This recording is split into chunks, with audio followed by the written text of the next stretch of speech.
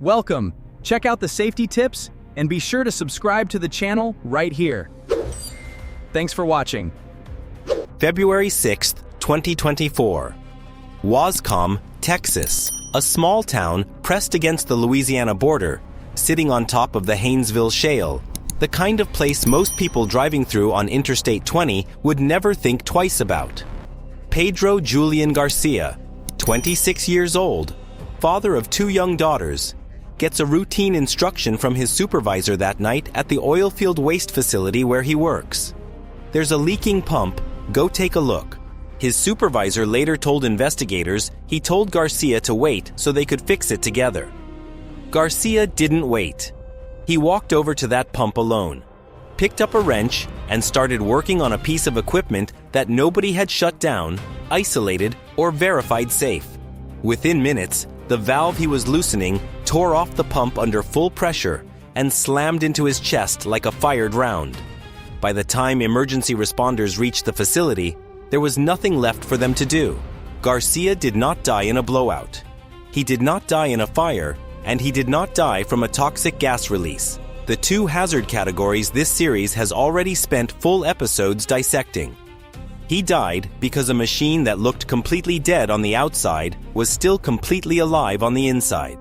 So here's the question I want you holding on to for the entire length of this episode, because I am going to answer it directly before we're done.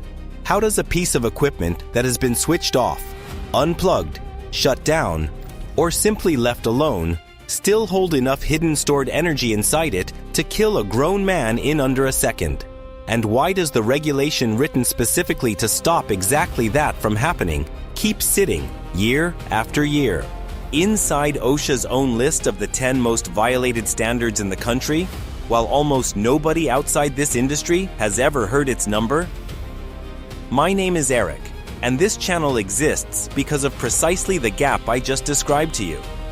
The gap between a machine that looks safe and a machine that has actually been verified safe. 3 episodes into this series, we have already walked through the blowout that destroyed an entire drilling rig, the invisible gas that has killed offshore and onshore oil workers without a second of warning, and the tangled jurisdictional map that decides which federal agency actually shows up to write the citation when something on a platform goes wrong. Today we are going one level deeper than any of those 3 episodes, because today's subject touches every other hazard this series has already covered. You cannot perform confined space entry safely without controlling the energy inside that space first. You cannot replace a pressure safety valve safely without isolating the system feeding it. You cannot do maintenance on a single piece of rotating, pressurized, or electrically energized equipment on an offshore platform, in a refinery, or on an onshore well site without it. The regulation is 29 CFR 1910. 147. The control of hazardous energy.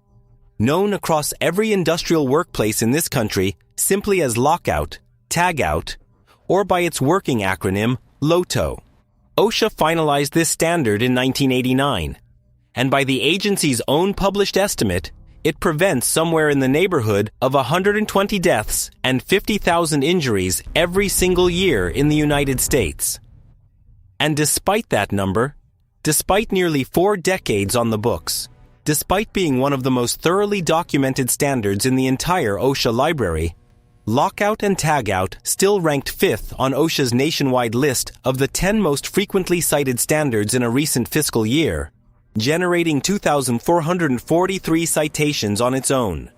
A rule old enough, well-known enough, and effective enough to save tens of thousands of people a year. And we still cannot get it right at scale. That contradiction is the spine of this entire episode. Let's define exactly what this standard requires before I show you where it breaks down in practice. Because the language matters, and most of the training videos circulating online flatten it into something far simpler than what the regulation actually demands. 1910, YN 47, requires every employer to establish a documented energy control program covering any servicing or maintenance activity where the unexpected energizing, startup, or release of stored energy could injure an employee. That program has to specify energy control procedures, And those procedures are not a single generic checklist taped to a wall. The standard requires a specific procedure addressing the specific energy sources for the specific piece of equipment being worked on, with limited exceptions for simple single-source machines that meet a narrow set of conditions spelled out in the regulation itself. Inside that procedure, 6 steps have to happen in a fixed order, and skipping the order is functionally the same as skipping the step entirely. First, notify every affected employee, the people who operate or work near the equipment, that it is going down for servicing and that lockout is about to begin. Second, the authorized employee, the person actually performing the work, has to know the type and magnitude of the energy the machine uses, understand the hazards of that energy, and know the specific methods for controlling it before touching anything. Third, shut the equipment down using its normal operating controls. Fourth, physically isolate every single energy isolating device feeding that equipment. Every disconnect switch, every block valve, every line that carries power, pressure, or motion into the system. Fifth, apply the lockout or tagout device to each isolating device using a lock that only the authorized employee who placed it can remove. Not a shared key, not a master key kept in a drawer somewhere convenient. And sixth, release, restrain, or otherwise render safe any stored or residual energy remaining in the system after isolation. And only then attempt to start the equipment using its normal controls to verify, with your own hands and your own eyes, that the isolation actually worked, before returning those controls to neutral and beginning the work. That last step, the verification attempt, is the one I want you to remember above every other detail in this paragraph, because it is the step most frequently skipped under time pressure. And it is also the only step in the entire sequence that actually proves the other 5 steps worked, instead of simply assuming they did. Here is the part of this regulation that almost nobody outside a process safety office ever stops to fully absorb. And it is the part that turns this episode's open question from abstract into mechanical. The standard does not define hazardous energy as electricity alone. It explicitly covers electrical, mechanical, hydraulic, pneumatic, chemical, and thermal energy. And inside that list sits an entire category most workers never think to check: stored or residual energy that remains in a system after the primary power source has already been shut off and disconnected. A hydraulic accumulator built to smooth out pressure spikes can hold full system pressure for hours. After the pump driving, it has been powered down and locked out, because its entire engineering purpose is to store energy independent of the pump.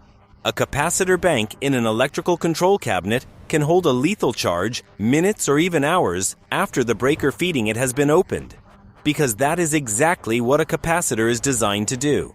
A spring-loaded mechanism, a counterweighted door, a raised platform held up only by a hydraulic ram. All of these are gravity stores of potential energy that do not care whether the pump that lifted them is still running. And on a piece of process piping, segmented by block valves on either end, a worker can isolate both valves, watch the pressure gauge fall to 0 on a downstream instrument, and still be standing inches from a section of pipe holding trapped. Pressurized liquid or gas that has nowhere to go and no way to announce itself until somebody opens a flange. Lockout stops the energy from coming in. It does nothing by itself to remove the energy that is already inside. That distinction between isolating a source and discharging what the system already holds is the exact mechanical failure that turned a routine maintenance task in Louisiana into one of the deadliest industrial explosions of the last 15 years. June 13, 2013. The Williams Olefins plant in Geismar, Louisiana, a petrochemical facility that separates propylene and propane from a mixed hydrocarbon stream using a distillation tower called a propylene fractionator. That fractionator depended on 2 parallel reboilers, heat exchangers that supply the heat needed to keep the separation process running. One of those 2 reboilers had been taken out of active service and stood by as a backup. Its block valves closed under what the facility's procedures classified as an administrative control rather than a physically verified lockout. Over time, that standby exchanger filled with liquid hydrocarbon, and because the valves isolating it from its own pressure relief device had also been closed as part of the same administrative arrangement, that exchanger had no path to vent pressure if conditions inside it ever changed. Nobody drained it. Nobody verified its internal state before work resumed near it, when operators began warming the standby exchanger with hot water to bring it back into service. The trapped hydrocarbon liquid inside, now sitting in a sealed vessel with its relief path administratively shut, began to heat up with nowhere for the resulting pressure to go. It flashed to vapor almost instantly, and the exchanger ruptured catastrophically, releasing a cloud of flammable hydrocarbon that ignited within seconds. 2 workers died. Close to 170 more were injured, some inside the plant and some in the surrounding community. The Federal Chemical Safety Board's investigation did not find a single dramatic equipment failure at the center of this disaster. It found 12 years of accumulated process safety management deficiencies, including a critical engineering change, installing block valves that could isolate a heat exchanger from its own protective relief device that was never properly reviewed through a formal management of change process and an administrative control, simply keeping those valves closed by procedure rather than by verified physical lockout, that nobody treated with the same rigor as a locked, tagged, and tested isolation. Read that mechanism again, because it is the entire thesis of this episode in miniature. A valve position written on a procedure sheet is not the same thing as a valve physically locked, verified, and confirmed incapable of release. One is a request. The other is a guarantee. Williams Olefins paid for the difference with 2 lives and close to 170 injuries from a single piece of equipment that everyone on site believed was already safely isolated. Now bring that exact mechanism back down to the scale of a single pump on a single night shift in East Texas, because Pedro Garcia's death and the Williams Olefins explosion are not 2 different categories of failure. They are the same failure at 2 different scales. OSHA's investigators arrived at the McBride operating facility in Waskom the day after Garcia died and found that the company had no lockout or tagout procedure at all for that pump. A piece of equipment purchased secondhand with no operations manual on file.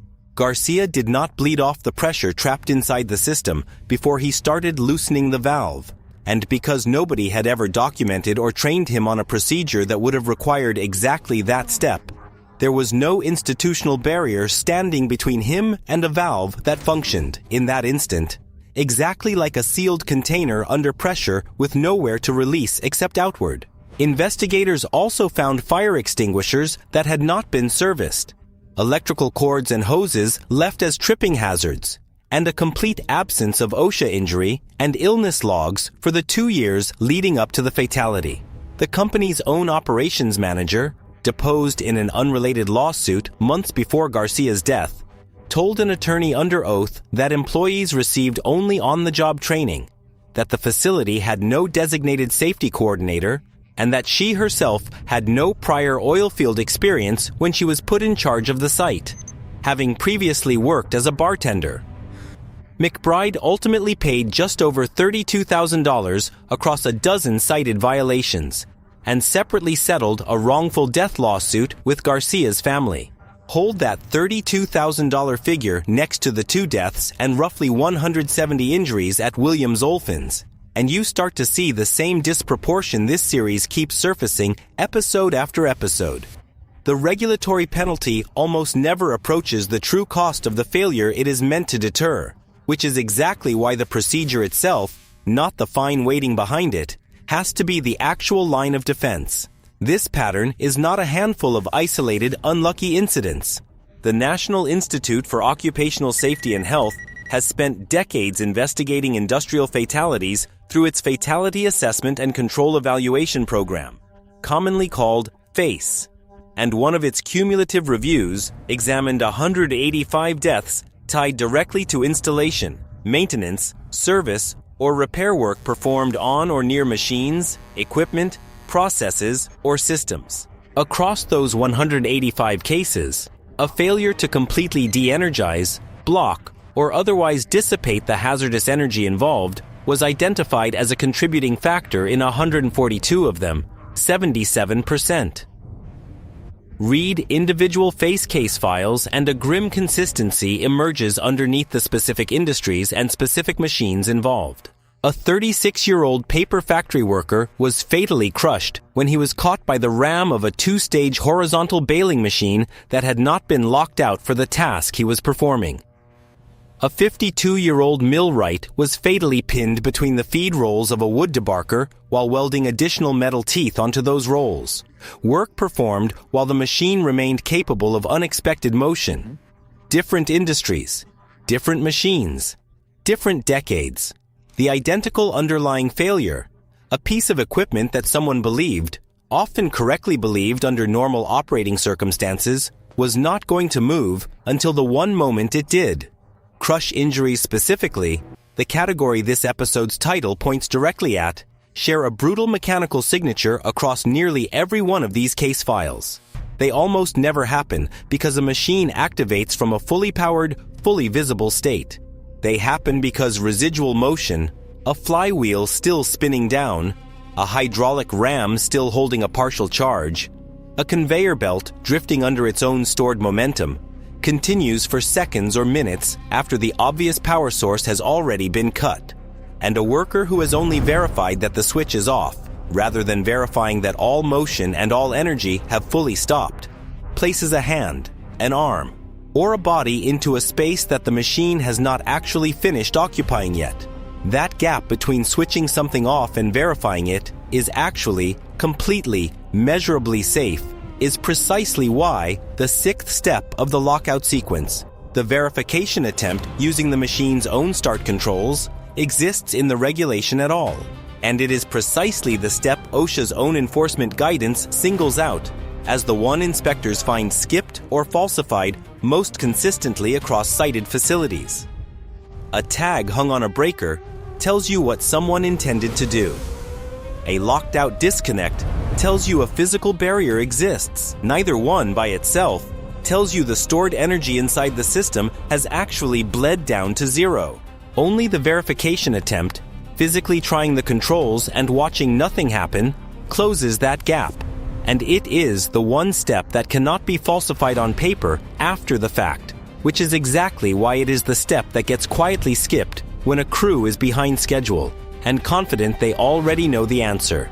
I want you to sit with how much of this entire episode comes back to that single human shortcut. Confidence standing in for verification. Garcia was confident the pump was simply leaking, not still under pressure. The operators warming the standby reboiler at Williams Olefins were confident an administratively closed valve was functionally equivalent to a locked one. Confidence is cheap. Verification costs you 60 extra seconds. The math on that trade-off should not require an explosion or a funeral to settle. Offshore and in large industrial facilities, this entire sequence gets more complicated the moment more than one trade is working on the same piece of equipment at the same time, which is the normal condition, not the exception, during any major turnaround or shutdown on a platform or in a refinery unit. The standard accounts for this directly through group lockout procedures. Instead of every electrician, mechanic, and instrument technician individually locking out 6 separate isolation points on the same system, the Energy Control Program can designate one authorized employee to coordinate the overall lockout. Install a group lockout device, typically a hasp or a lockbox, on the isolation points, and then require every individual crew member working under that group lockout to apply their own personal padlock onto that same group device before they begin work and remove it themselves before they leave. The protection that matters here is simple to state and easy to violate. No single person's lock can be the only thing standing between the rest of the crew and re-energization. And nobody's lock comes off the device until that specific person has confirmed they are clear of the equipment. Full stop, with zero exceptions for convenience or schedule pressure. On a production platform running a multi-day turnaround with dozens of workers rotating through dozens of isolation points simultaneously, the group lockbox is not bureaucratic overhead. It is the only mechanism standing between an organized maintenance operation and exactly the kind of permit confusion that turned Piper Alpha's night shift handover into the deadliest disaster in the history of offshore oil and gas. A connection I made directly in the previous episode of this series, and one I am not going to let you forget here either. Now here is the uncomfortable turn this episode has been building toward, the one that connects everything I just walked you through back to the jurisdictional reality I laid out in detail 2 episodes ago. 29 CFR 1910, 147, the standard I have spent this entire episode describing. The documented energy control program, the machine-specific procedures, the 6-step sequence, the periodic inspection requirement, the individually assigned authorized employee locks, applies to general industry on a fixed production platform sitting on the U.S. outer continental shelf. That detailed 13 subsection architecture is not the rule actually governing lockout and tagout. The Coast Guard is, under the authority assigned to it by the 1979 Memorandum of Understanding I walked through in full in the jurisdiction episode, and the Coast Guard's own regulation covering this exact hazard sits at 33 CFR 142.90, a section that runs 4 short paragraphs. Read what it actually says. While repair or other work is being performed on equipment powered by an external source, that equipment must be locked out, or if no lockout provision exists, disconnected from its power source, unless the nature of the work requires power to remain connected. If the equipment has a lockout device, that device must be engaged during the work. A tag must be placed at the point where the equipment connects to its power source, and at the control panel activating that power, warning that the equipment is being worked on and that it must not be reactivated. And the tag cannot be removed without the permission of the person who placed it, their supervisor, or their relief. That is the entire substantive text. No requirement for a documented machine-specific energy control program. No mandated periodic inspection cycle. No explicit requirement that every authorized employee carry an individually assigned, uniquely keyed lock rather than sharing one. No codified verification step requiring an attempted restart before work begins. No group lockout provision spelled out for multi-craft jobs.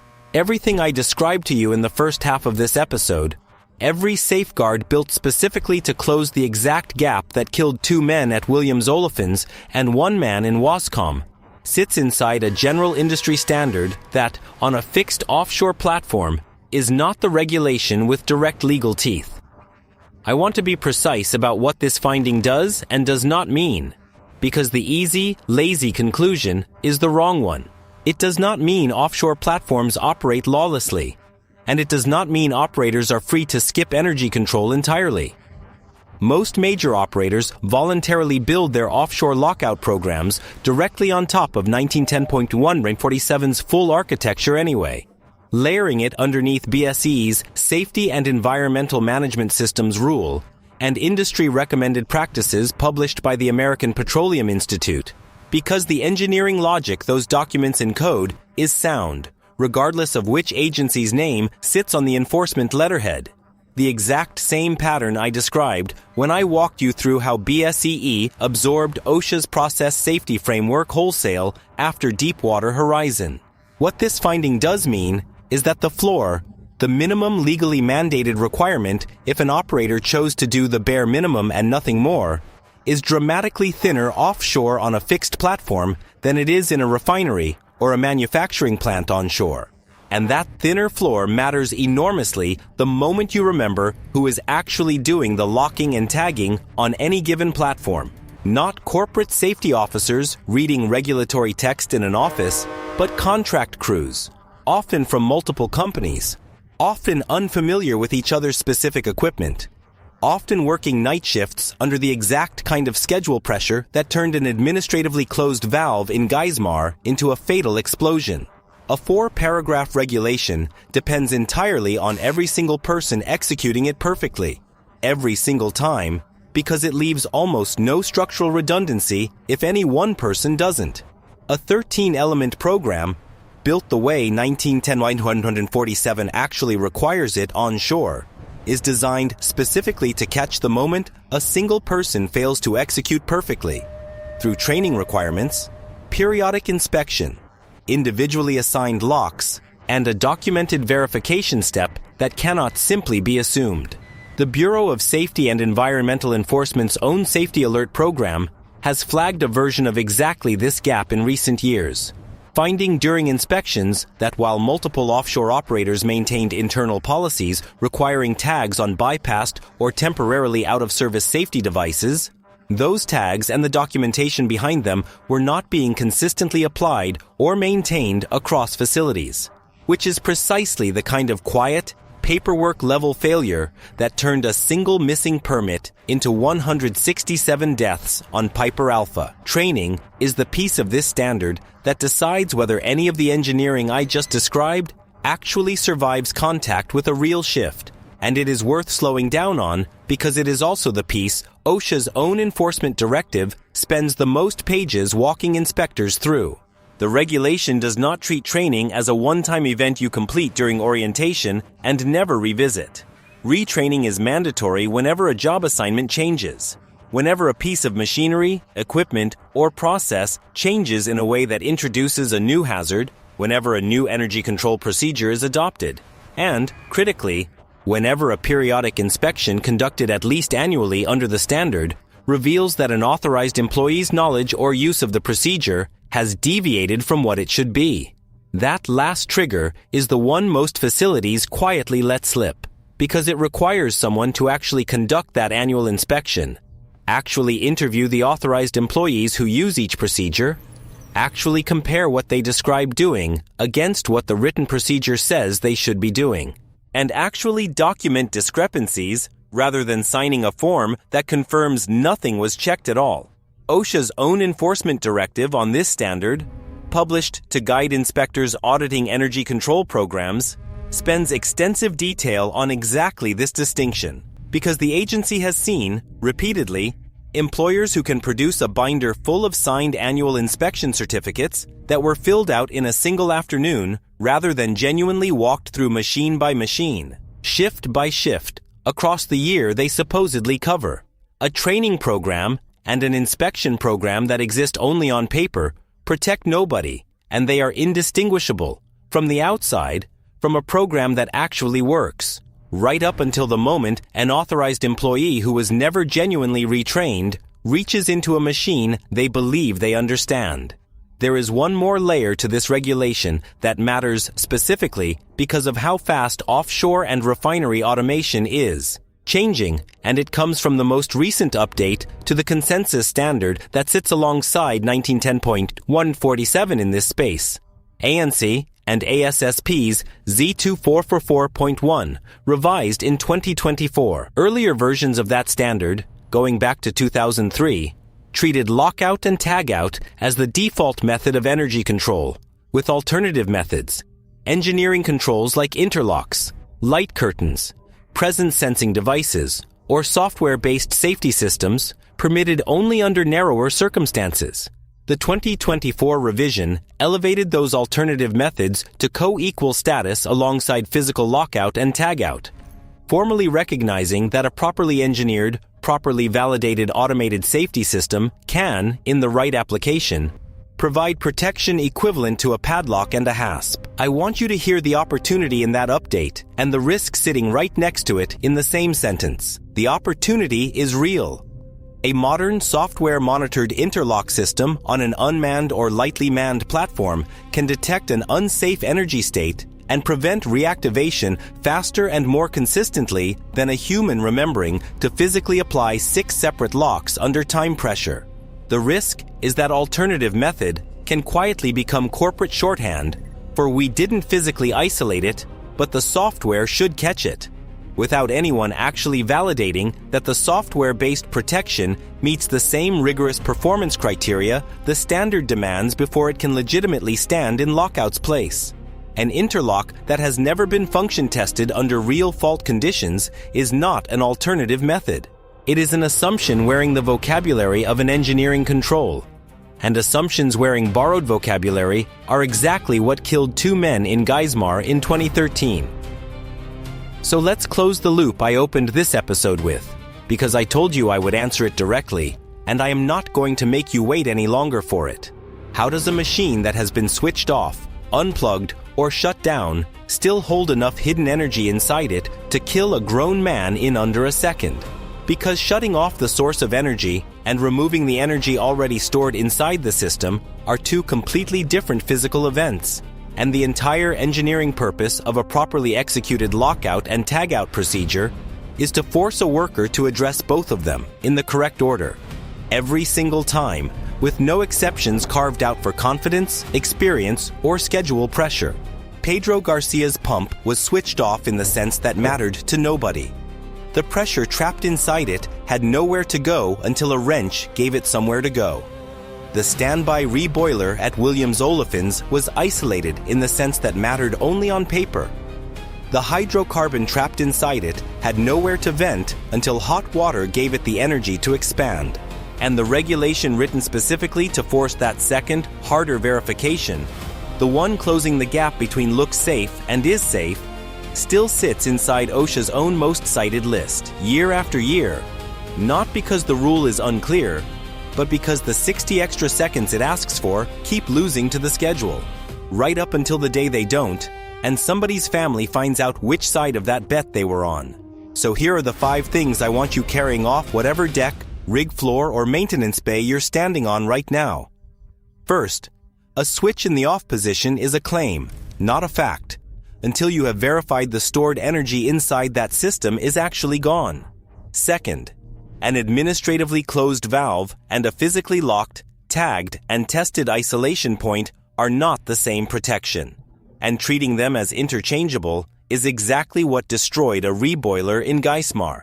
Third, the verification attempt, physically trying the controls before you start work, is the one step in this entire sequence that cannot be faked on paper, which is exactly why it is the one most often skipped, and exactly why you should never skip it yourself.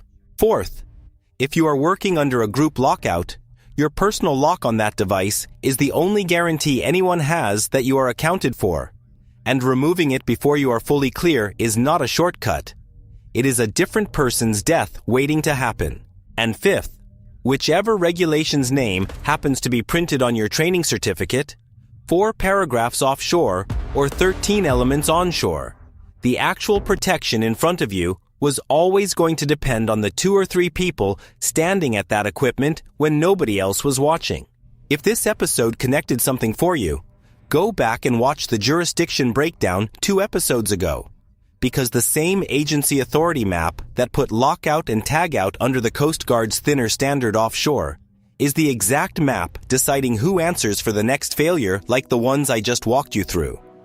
Share this with whoever holds your lockout keys, whoever signs your permits, whoever stands beside you on the next shutdown. See you in the next episode. Stay safe out there.